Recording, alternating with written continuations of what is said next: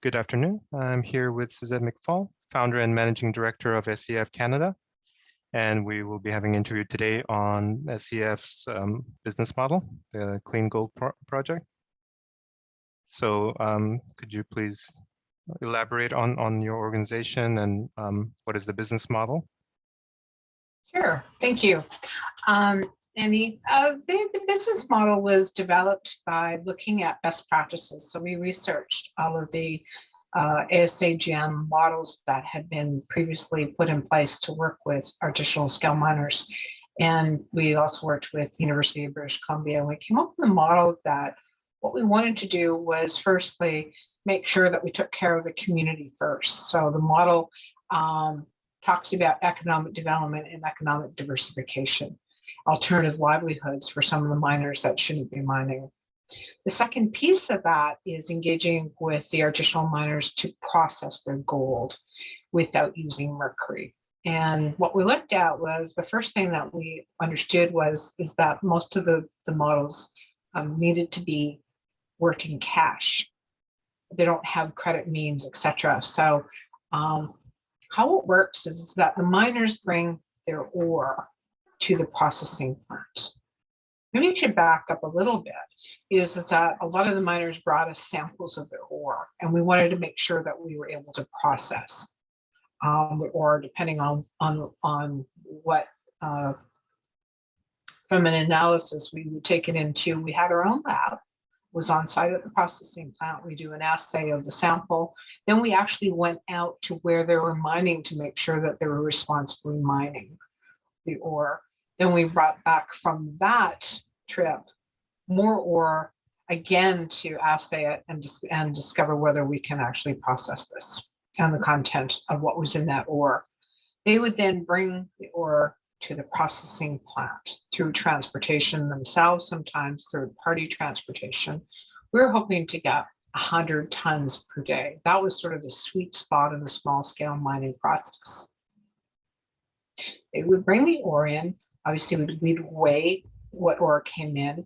We would then make sure that we would assay within each one of those little truckloads to make sure that those same type of ore that was coming in that we had assayed previously. Once we did that, and we would then provide to the miner 20% a spot price based on what was delivered to the plant that day in cash. Two reasons. One is that we needed to make sure that the miners they saw that they were giving some money for what they were dropping off, and they didn't feel that we're just taking the ore and not giving them something back. The second piece of that was making sure they had enough money to keep mining. The third is that they're used to getting cash for their gold, and that gave them money to go out and buy some beer and provide for their families. So that was the 20%. The second piece of that was processing the gold then. And at the end of the process, after operational costs were done, we would then split the proceeds 50-50 with the miner.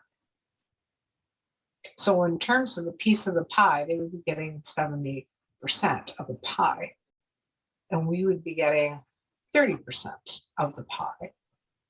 Now, that 30% is how we got funding for these projects. I see. So the 30% was then based on the investment. We went to outside investors, and we said to outside investors, we know that there's a supply of gold, and there will always be a continuous supply of gold because artisanal miners always need to feed their family, and they will always go and get the gold. So we've got this continuous supply of gold. We need to build a plant. And the plant at 100 ton a day, again, that's the sweet spot. Everything that we've looked at can cost you somewhere between, we'll use the average of $1.5 million. So we went to an investor group and said, we need $1.5 million. They gave us cash flow, gave us the ability to get the community involved. So it covered all of the costs, but now we need to pay the investment back to the investors of the $1.5 million. So at that point, looked at what the numbers were, we ran the numbers, and they could be paid back within a year and a half. And then we gave them, through our business model, a balloon payment of another $1 million and then an ongoing royalty to our investors. So it was very, very lucrative for the investment community to invest in this project. It became very lucrative for the artisanal miners because now all of a sudden they were getting spot price, which they've never had before. And then secondly, with the right processing, we were getting recovery rates of up to 94, 95% of that ore. So things they've never seen. And the second part of that is that they felt that because it was so transparent, to the best of our ability, they were allowed in the plant site, they were allowed in the lab when we'd assay, they were allowed, one of them, if it was a group of miners, to be in the gold room to see that we weren't taking anything. One of the things that happens in a lot of ASM processing plants is they say that there's always 3 pipes. One pipe to the tailings pond, one pipe to where they're going to get their gold back, and another pipe, who knows where it goes. They were able to see that we didn't have 3 pipes. So it became an idea of getting trust first through the community, giving them a model that made sense to them, that gave them money up front, and gave money at the end, and more money they've ever seen.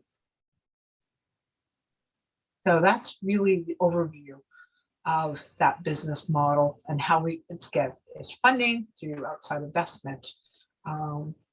Strategic partners in this process. It was really important to get the government involved.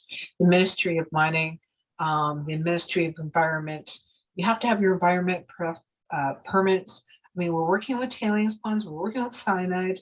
We have to have all of those things. And the other thing was in the strategic partners was we also involved ourselves with UNDP, because the NGOs, I mean, they really want artisanal miners to have a better lifestyle, and getting them on board and getting them involved in these types of projects is definitely a positive move. For the government, they're trying to formalize miners and they want to make responsible miners. Our model provided that without actually hammering them and saying you have to do this. And so that was part of how we sold that model to the miners, was saying, if you go this way, you're not having to deal with the government. We'll deal with the government for you. We'll pay the taxes. We'll do all of those things that you don't normally love to do. And we took on that. So the role of the artisanal miners was basically those who wanted to continue mining, because there were people that got off mining through the alternative livelihood program. Mining, that was all they had to do, was do what they love to do, which was go out and get the ore. You just facilitated the better mining processes for what they already do and what they already were doing and are doing. Right. Yeah. So government traditionally, what we were working with is, first of all, they said, stop using mercury. And then secondly, they have to formalize. And then they have to be responsible mining. Those 3 things are very difficult for artisanal miners to do, no matter how bad that might be. Using mercury, they had no alternatives. Now, some other models out there have provided some alternatives, and I imagine that's what you'll be reporting on.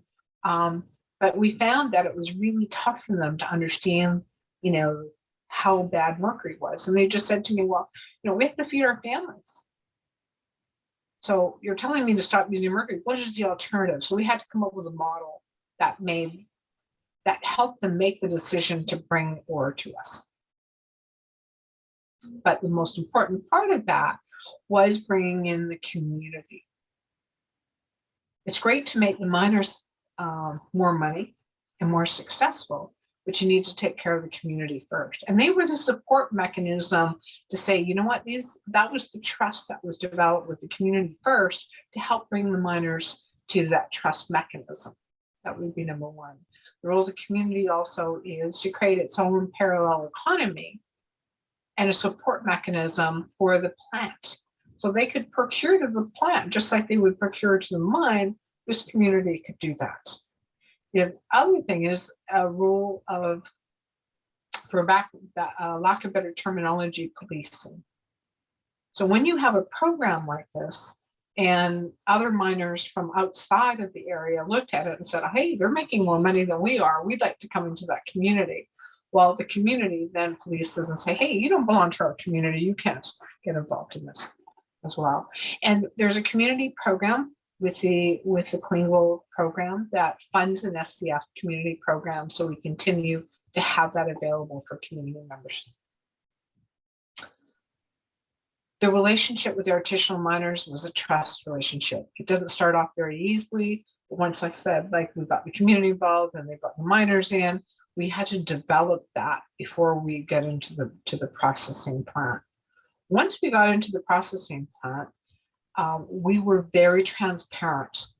So they got to see us measure, they got to see us weigh. We had to make sure that all the way through the process that they were involved with it.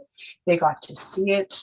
They got to, feel it. They got to go to the Commodore to eat lunch. They could be there at the process 24/7. They were involved in the whole time frame of it. The second thing, what we thought, and this was something that was a challenge for us. We developed the model on paper for them, and we had illustrated. You're going to get 20% up front, you're going to get the 50% after operations. Here's the cost of operations. This is how it's going to look. And we gave that to them and said, bring your ore. And their eyes would gloss over when they looked at this, even though we would explain it to them, in their local language. And then we finally realized that this way of presenting to them wasn't working. And they didn't want necessarily to be that transparent. They wanted the piece of paper, but it wasn't going to make a decision for them. So what we finally did is said, there's a check in my hand here, check A, and it's a small check. And here's a check B, which is a larger check. Which check would you like? Obviously, they picked B. And so in order to get B, you've got to follow these rules. And that's what made it work, instead of going through all of the systematic approaches, which we would normally do when we make decisions. But in order to get them to make the decisions, we had to change the way that we presented it to the miners. So that was one of our challenges. The other side of it was the same thing, was when we did after the accounting, what we did is we gave them a little booklet, and in the booklet it showed them how much they brought to the mine site, what the weight was, all of the costs, everything. And at the end of the day, when we handed them that last check, they got this great book.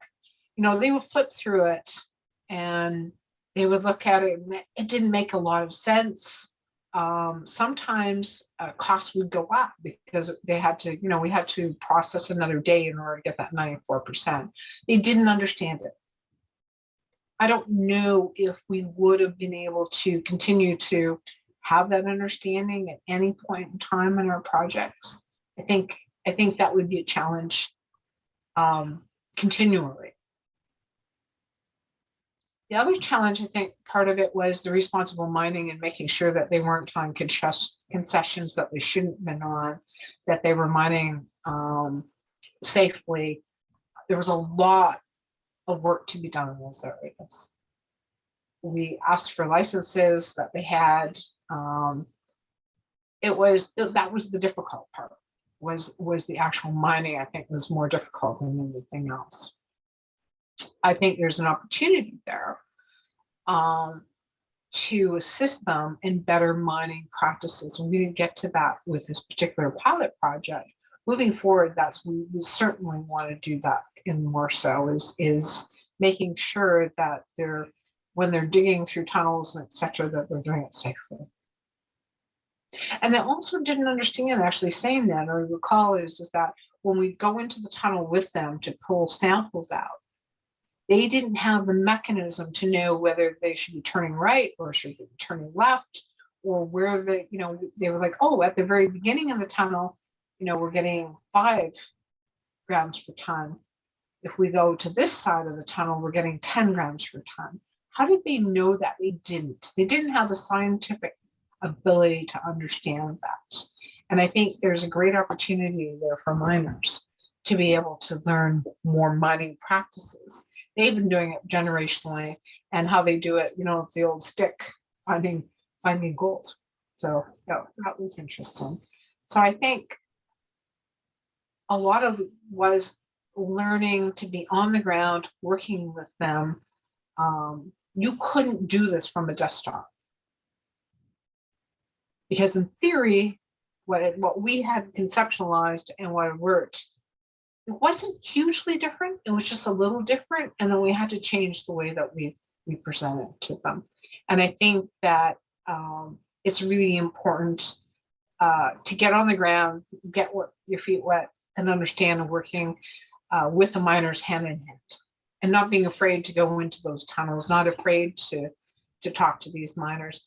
Other piece of that, which stands a little different, is back to the community side. Every miner that we worked with, that we felt very comfortable working with, we met their family. We were invited into their home, met their family, and I think that was part of the trust. And we're able to answer the wife, the adult children, what we were doing, how come we were taking ore, how that process worked. I think that was a really important piece of that. It's a very participatory process, engaging with the families and building trust with the community and the miners and their immediate family members as well. Right, absolutely.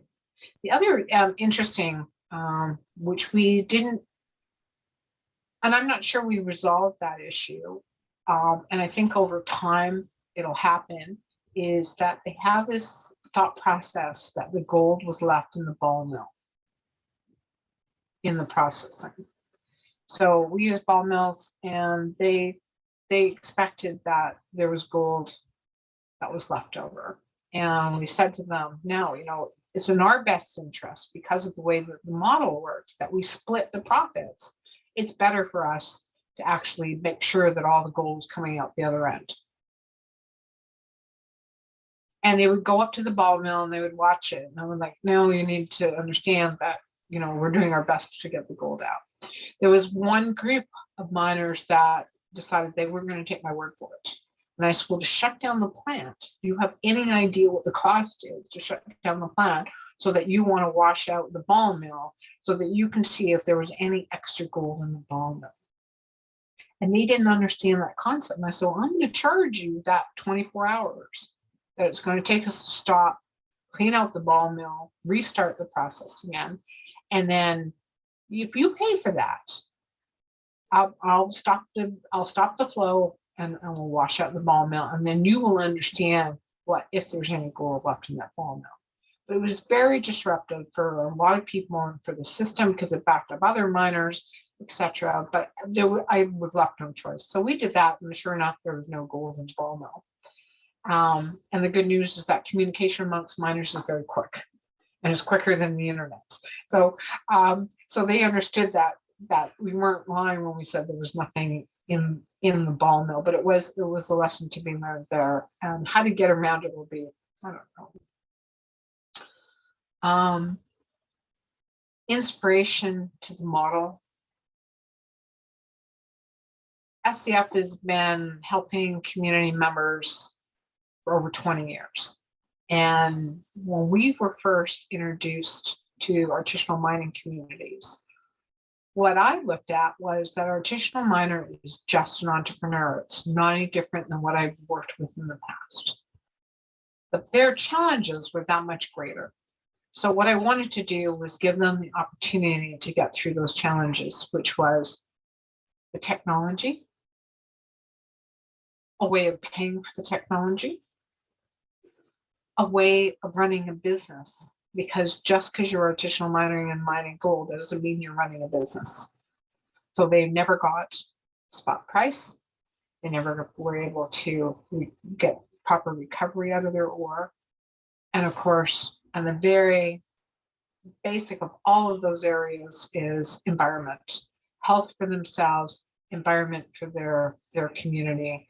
You know, if you're working in there, Amazon, they're destroying their whole communities, the water, everything else, and poisoning everybody. So being able to provide that, that's a very rewarding option in the world to be able to give them what they need to do, and making it sustainable.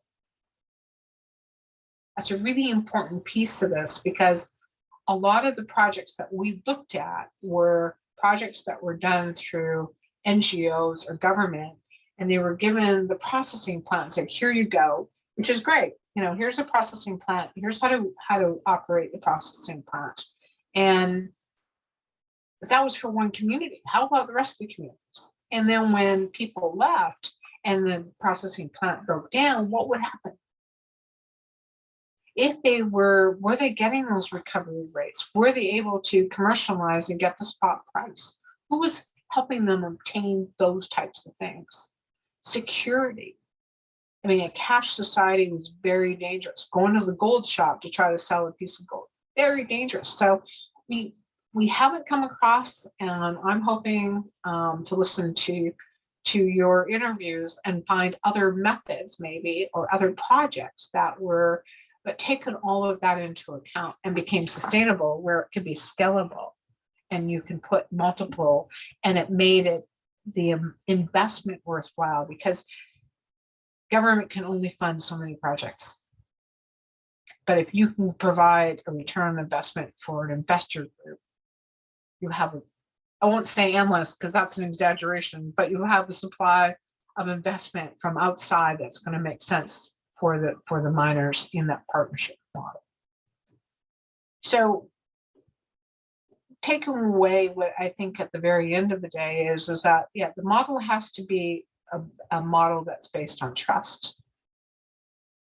It has to be based on business. This is all about business. It's a model that has to take into account all of the stakeholders, the community, the government, the ministries, the NGOs. The investor has to be happy, sustainable, scalable. So you can take this project and move it anywhere in the world, and it's the same. So I think that's what I'd love to see be able to move forward in putting these models out there, is making sure that they're financeable and sustainable. And just to, you mentioned it before, that transparency was a huge portion of the success of the model, that the miners can see and participate in every single step of the BOM model, that that they can see and participate and see the end results. So, and I'm sure that really helped in building the trust. So just adding on to the key points that you mentioned. Absolutely. Yeah, I mean, we had cameras installed for security mechanisms, and all of the cameras, you could see it on all of the screens in my office, and the miners were invited into the office. There was no place that they couldn't go, as long as they were safe. And when we, using cyanide, you have to be very safe, and you have to wear protective gear and everything else. That was one of the challenges. It's like I would have to run up after them, and because they'd be in the plant while it's processing, while we're using cyanide. And I say, hey, you're not wearing protective gear. You've got to leave unless you're wearing protective gear. And they went, oh no, we're okay. And I'm like, no, you're not. I'm telling you, you cannot be here without protective gear. So that was something that was on a regular basis, that we were so open and so transparent. They felt they could walk anywhere. Well, when you're using cyanide, you can't walk everywhere. So that was the more dangerous thing that occurred. Awesome. Well, thank you for your time and talking about your business model. And we can see that it has been successful, and hopefully that we can apply it to many different places and help a lot of other artisanal miners as well. And thank you for your time today. You're welcome. I would love that. And I look forward to seeing the final interview with all of the other models. Thanks, Cindy.